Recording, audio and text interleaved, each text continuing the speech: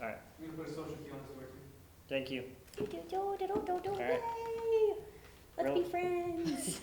We're live. We're live. Welcome to the channel, guys. So, normally, if you've been watching the channel the last couple times, every Tuesday, we're trying to do a creator shout out at 10 a.m. is what we try to do on YouTube. Unfortunately, Instagram got hacked, I guess. We thought it was our internet here. No, it's not. Like, IG is down, Facebook's down. WhatsApp. Yeah, and Telegram, they said, too. all of it. And yeah. no one knows, like, why. They're like, maybe it's inside, but then maybe it's an outside. Yeah, it could be the miscreants online. I don't know who it is. But basically, unfortunately, the creator shout out for today is canceled. But we're still going to review the products. If you go back and watch the YouTube video we did before with me and Bobby sat down and we went through Gundrummer's channel. Hopefully you guys went and checked him out, subscribed, liked that guy. He's a super cool guy. You know him. Oh yeah, he's awesome. Yeah. Yeah. If you like I heavy metal and guns, it's the channel for you. It's a whole bunch of like really unaimed random shooting to hard metal music, but something about it just makes you feel warm and fuzzy inside, but in a hard metal type way. Yes, correct. It's like a really manly form of warm and fuzzy, I guess. Exactly. So this is the shirt I got from him. Which is epic. Yeah. Yeah, that's super dope. So it's got the old Gundrummer there, and he's got some mutants, which we have some. And some D60s, it looks like. Yes. Oh. And some. He's just blasting away. I don't know who did this artwork, but it is awesome. It looks epic. Maybe he did it. I'm not sure.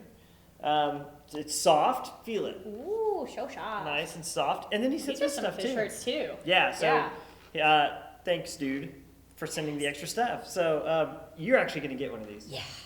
I'll give you one. Okay. So pick which one you want. Yeah. So we have this one right here, which I'm pretty partial about because I have a super soft spot for Barrett. Who doesn't? Who doesn't? Come on, that's epic. Yep. And then there's this one right here, which is just like cool, right? Yeah. That's like his thing. It's like I'm Gundrummer. Yep. But because of my soft spot for Barrett, I'm definitely going with that. Going with the Barrett? Yes. Awesome. Definitely going with that. Now I have to figure out how to modify it. Yeah. Yes. You definitely need some custom tailored. Never heard that before. Is that really a common thing? People say that? Oh, yes. It's all good. Yes. And then, so with the shirts, he sends some of these shells, and this is actually from the drum cover that he did. Huh. So we have Chop Suey from System of a Down. Oh, cool. Which is cool, and he signs him Gundrummer, so that's pretty awesome. And then there's a couple more in here. So he's got, who was this? Lamb of God. Ooh. And That's a good one. yeah. We got some steel in here. Whitewashed. Oh, this is cool because Whitewashed is from one of my favorite bands, August Burns Red. Okay. So yeah, That's cool. That's a really cool one to have. I'm a System of a Down girl, so Yeah, so that's cool. Well, then, hey, you take the System of a Down with your shirt, and I've got the August Burns Red one and the Lamb of God. Heck yes. That's actually the album that like broke me into heavy metal. Really? Yeah, it was one of the first System of a Down. Back, in high school when everyone would burn CDs for each other. Yeah, you just like rip them. Yeah, so someone ripped a System of a Down CD for me and I was like, I'll try it. Yeah. And it was pretty dope. So I think so statistically car wrecks are like on the rise. And I think it's because we grew up having to drive with our knees while we flipped through giant CD cases. CD cases that with a bunch could be of burn thing. Yes. It's my theory. That could be it, 100%. I don't want to get fact checked and canceled for spreading misinformation, but it's possible. Yeah, I don't think. But so he also sent me this handwritten note. So he said, "David, thanks for always supporting this channel. I'm sending you a couple of extra shirts to make up for the one I forgot 2 years ago." So yeah, the whole story of that is basically I explained it on the other video, but I had won a contest. He said if you can guess the next cover I'm going to do, I'm going to send you a free T-shirt. Really? So I commented. I was like, my favorite song of all time was "Reign of Darkness." So I was like, "Reign of Darkness," by Thy Art Is Murder. And that was the video. And that was it? Yeah. And so cool. I screenshot, I messaged him. This is before I knew him. Yeah. I was like, "Hey, I won the contest." And he was like, "Cool, man, I'll get you a shirt." And I never got it. it. And so I made a joke about it on the last video, and then he made up for it and That's said that. cool. So super cool, dude. Thanks so much for sending this stuff. And we will do another creator shout out. Yeah. I was gonna actually let her pick the creator this time, and Instagram's just down. Yeah. But you said you had a couple people in mind. Yeah, I mean, so it's tough on Instagram because I follow a lot of, obviously, like women's pages that are into like either competitive shooting or something like that, and a lot of times they will run like one-off patches, but it's like I don't know if they're always selling it. So I wanted to check on Instagram before hopping on here to make sure, like, okay, are they still selling that stuff? Yeah. So I don't know, but I mean, a couple of pages that I love is Triceratops, and I'm sorry, I don't know how to spell all these out, but we will get that to you. So she does a lot of TikTok type stuff with concealed carry and knives, and she does a lot of tank items as well, just really chill, down to earth. And then we also have Sportswoman Courtney. That's another account that I love. She's one who has a massive following, and like when I met her in person, like she was as real and genuine and sweet as like you would hope. Because sometimes, awesome. especially when it comes to, I feel like females in this industry, they have a certain face on social media, and then you meet them in person, and it's kind of like, who are you? Yeah. Like, do you actually know how to shoot a gun? Like, what's going on? So I've been really lucky in meeting some great women. And the other one was Aims to Behave. So she does a lot of military stuff as well, in terms of training. And what I love about her is just she has a lot of very powerful stories that she posts, in terms of like what she's been through and how to better protect yourself. So that's pretty cool. Yeah. So that's 3 right there. We'll post links, you know, when we find them, once Instagram comes up. Like again. I said, I don't know if any of them are selling like their patches right now. Yeah. So I'm like, let's do 3. We're like in the dark right now. We're actually joking about this. Like, what do you think would happen if it just went out? Imagine if Instagram and Facebook never came back, and this was just. It was it. What would you do tomorrow? What would you do the next day? Well, that's like a huge part of what we do. Yeah. Yeah. You'd just be like. I'd be like, what? Yeah, like where are you gonna go? What are you gonna do? Who are you gonna talk to? Maybe it would be better for the world. It would be hard for us though. I don't know. It would be, but I don't know. It's almost like a sacrifice I'd be willing to make. Would we go back? Like, would this be a rewind to like 10, 15 years ago before social media was like a real thing? Yeah, you would just. I don't know. Someone would come up with something. You'd go to the park, I guess. Wow. You would like start playing basketball with your friends at the park. Well, so you say that. So one thing that is like super interesting. So my husband and I were talking about this. Like I live in no service most of the time, in the wilderness, full time in an RV. And when you have no service, the days drag. Yeah. They drag by. They're so slow.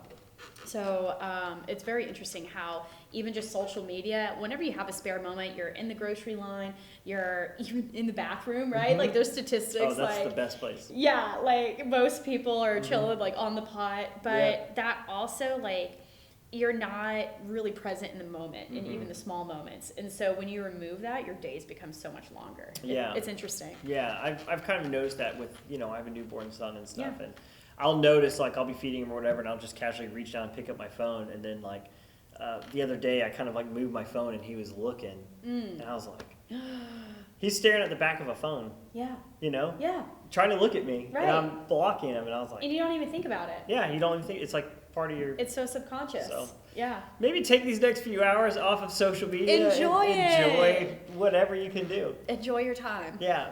So tell us about enjoy your time. Enjoy your bands, everybody's band. Now you know how we feel. Yes. So tell me, how did you get involved in RVing?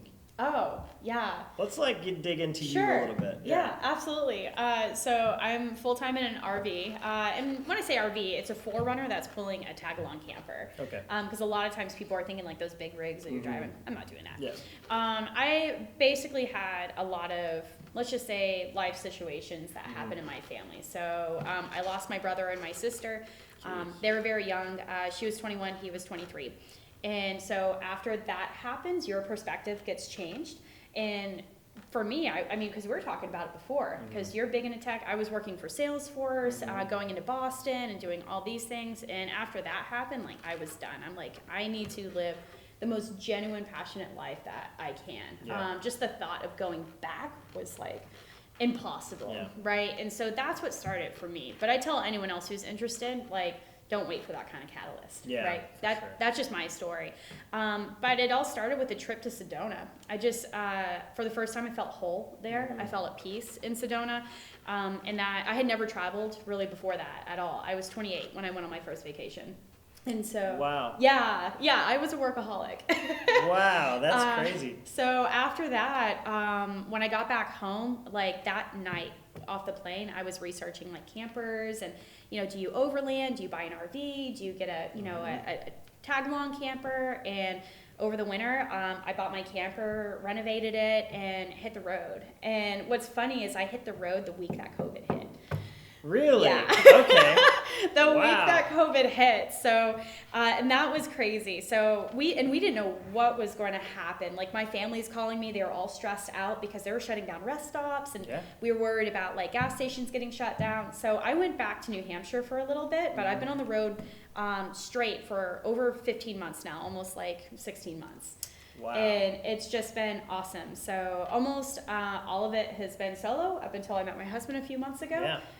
But it's been an adventure. Yeah, that's crazy because I can't imagine just like peace out. I mean, actually, I'm going to take it back. I think everybody in their mind says that they would love to do that. Right. But a lot of people aren't ready to let the rubber meet the road, literally. Yeah. And people ask me about it, and it's one of those things where you have to be at a point in your life where the alternative of not doing it is a greater risk than doing it, right? And so a lot of people who are on the cusp, there are so many variables in their life. Well, I've got a job and a family and this and that. If you're at that point, you could still do it, but most of the people who live full time, it's because they hit a point to where like, no, this is what needs to happen. Yeah. And I'm telling, it's easier than living in a house. Yeah. Like, well, okay, in some ways. Well, I don't know. There's some, you have to sacrifice a little bit of something to have to live that lifestyle. Right. And we were talking about that. So, like. Last night? Yeah. Is that okay if I say Of course, yeah. Okay, I didn't want to start dealing out personal conversation. So we were laughing because you and your husband were joking about like living in a small space and downsizing and being together. Like you had to choose which cereal you bought, and so you have to alternate cereals. Yeah. That's hilarious to me because I never even would have thought of that. You don't. It's a whole different way of living. And so with the cereal, like a box of cereal is actually a decent size when you think about it. Mm-hmm. And most people with cabinets, it's like whatever. But 2 boxes of cereal in an RV takes up a lot of space. So those little things, and even last night when I was like, oh, can I fill up water? Like what's necessary to get through life becomes so much more evident when you live in a camper because we're constantly looking for water, we're constantly looking for power, we're constantly looking for places to stay. So those are things that most people never ever worry about. Like I mean, I'm gonna put you on the spot here. You probably know like how many gallons of water you need to survive. Yes. You need to. How many is it? Like so per day, at least 2. Okay. So that gets through most drinking and most cooking. Okay. And then maybe like brushing your teeth, stuff like that. That's per person. Okay. And obviously it depends on weather. If it's super hot, you're sweating a lot. That's different. But for us, we found that's about 2 gallons. Okay. See, that's like stuff that I've never had to go into my life and take things that I just like am used to flicking a switch or turning on a faucet and having unlimited whatever. Right. I think a lot of people don't know. No, they don't. And I wish like more people did know because what's super fascinating is, again, being in a camper and living in that small environment forces you to be a minimalist. It forces you to be super eco-conscious. It just gives you a very different mindset of consumption and waste. Yeah. So even last night with the water, you're like, oh, let me give you some water bottles. I'm like, well, no, then I have to figure out how to throw them out after. Yeah. Because hauling around trash in the camper, it always becomes like, okay, well, where are we going to dump our trash off? It's just the smallest things ever. Yeah, that's just... Right? Yeah, that's just crazy to me. Like I would be learning so much. If I started overlanding tomorrow, I'd probably be texting you every day, like, "Hey, what do I need to do for this?" Nothing. So the wild thing about this is, so I had never towed before I bought my camper, and that's a decent sized camper. Yeah. So technically, I'm over towing capacity with my 4Runner. Really? Yeah. So it's rated for 5,000. The dry weight of my camper is 4,300. And so with stuff in it, it's over. Last time I rolled over scales, I was like at 5,200 or something like that. So, I mean, it's not huge, but it's still, you feel it. Can you get fined for that or like ticketed? Will they tick you? Oh, no, they have no idea. Yeah, no one has no idea. So what are the point of those weigh stations? That's for trucks. Oh. Yeah, they have different stuff. It's okay. I don't know. Hey, other people ask the same thing. Yeah. I don't know. I drive a small car to work every single day. Yeah. And that's all I do. When I started hauling my camper, I'm like, do I have to do that now? Yeah. Do I have to go to the weigh station? Is it count for me? But no, it doesn't. And so I knew nothing. I never even slept a night in a camper before I bought mine. Really? The first night that I slept in it was when I drove over 600 miles from New Hampshire to Virginia. It's literally been all learning on the fly. And that's why I tell people, like, if I could do it, like, literally anyone could do it. So you got into RVing and camping, but you do competitive 3-gunning. Yes. So what was the mindset behind getting in that? Were you always in that? I was always in that. Okay. Yeah. So before I left New Hampshire, I was very, very heavily involved with the action shooting scene in New England. So I actually started and ran the 3-gun program in New Hampshire at Pioneer Sportsman Club. I ran a veteran charity called Aiming for Zero there, so we had the largest 3-gun match in New England. We ran that as a sanctioned USPSA match. And so I always, every weekend, I was normally shooting at least 2 competitions every weekend, and then I was practicing, 3 to 4 times a week. Wow. So very, very heavily involved with that. And then moving on the road allowed me to do national matches for the first time. Okay. So before that, I was really only doing local and regional stuff, which is great. So it's interesting because before I was competing every weekend, multiple times often, and now I compete maybe once a month, but it's a national.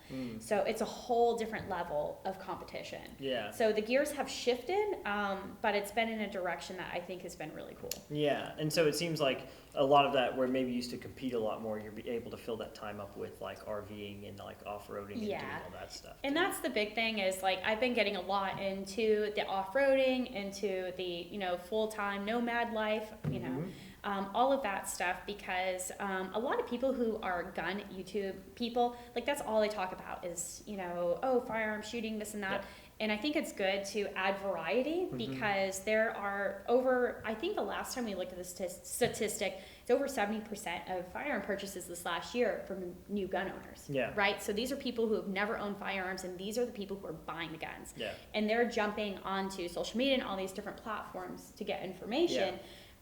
But if all they're finding are these super tactical pages, like that could be intimidating. Yeah, super intimidating. Oh, I mean, it could be intimidating to me even, and I'm in the industry. Yeah, exactly. What?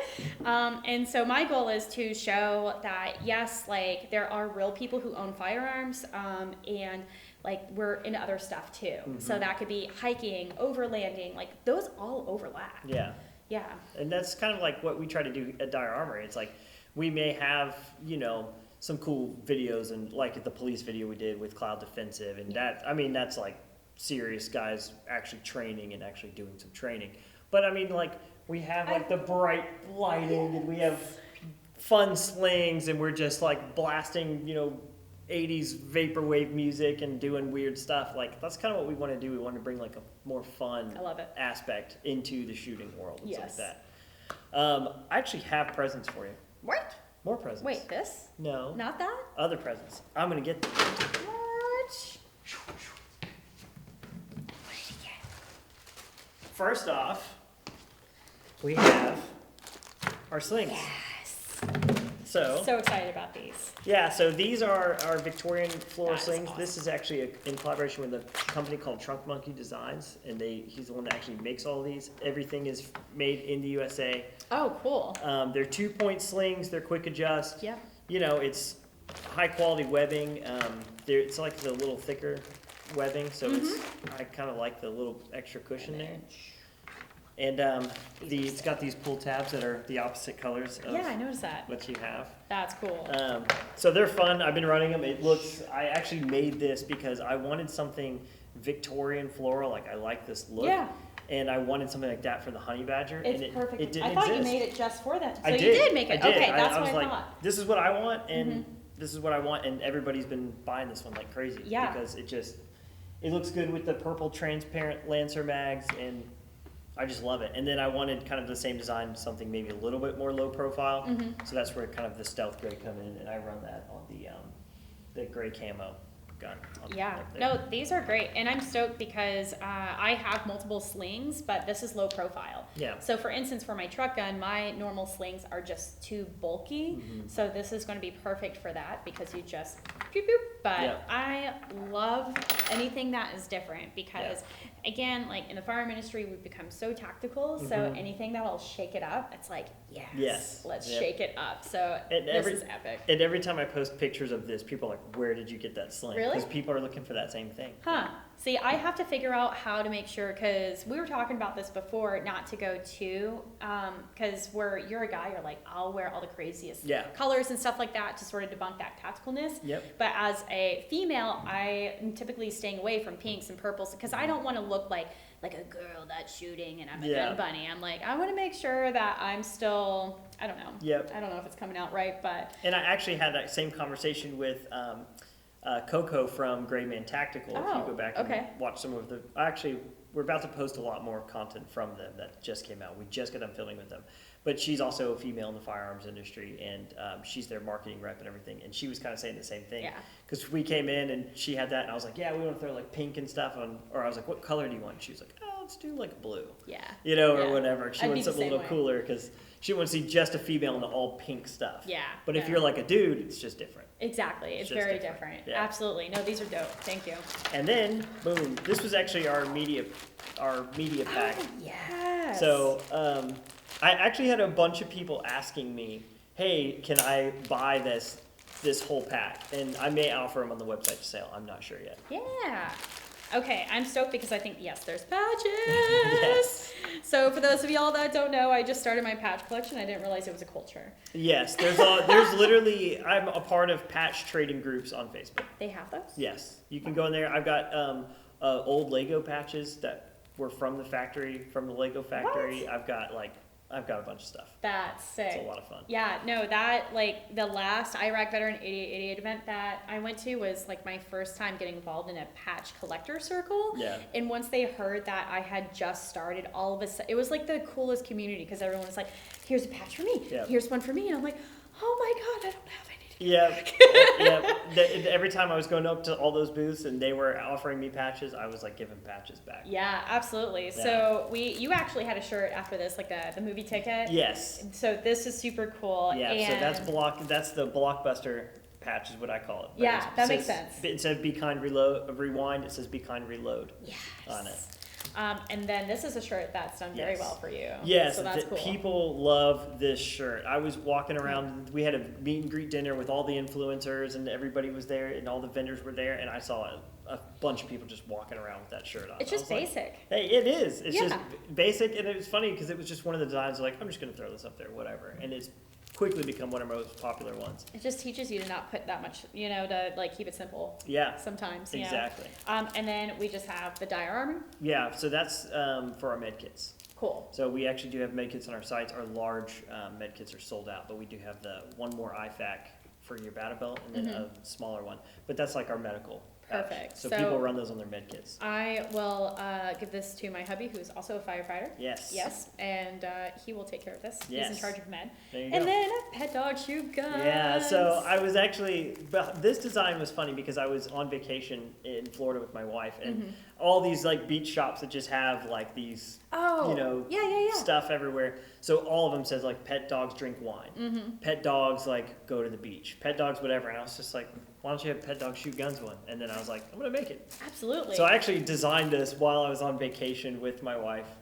And really? She was like, are you almost done? I'm like, yeah, I'm almost done. I have an idea and I can't let it go. Yeah, exactly. So I ended up making that, ended up being a shirt. Bunch of people would love the shirt. And the Violator and the Pet Dog Shoot Guns are like popular demand. Like people were messaging me specifically asking for tactical patches for those. Yeah, that's super cool. Well, I super appreciate it. I gave you one of my prized patches, which is from my Saratoga, New Hampshire, Wicked Weaponry. He makes one. The New Hampshire state motto is live free or die because... live free or die. Yeah. We're the freedom state of New England for those of y'all that are not from New England. But anyways, and it's just like, a guy with nods. Our icon is the old man in the mountain So it's kind of like a play on the Old Man of the Mountain, but he has nods on, which is super cool, and it says live free or die. So I only have a handful of those, and I'm like, these will only go to special people. Yeah, well, thank you, I appreciate it, because Yeah, I'm a big patch collector, and I have that now on my bag, and it's pretty awesome. And I actually, like, I do want to mention, too, like, I think it's really cool how you gave that firefighter patch that your dad had to my husband. So I didn't realize, I know in police departments, obviously there's a lot of patch swapping, same thing for fire departments. So that was a really cool story that Brandon was telling me about, how your dad got all those patches when they discontinued the uniform or whatever it was. Yeah, so they changed logos and stuff like that. So the patch I gave him, I have a few of them, but they're like the old Atlanta Fire logos. Yeah.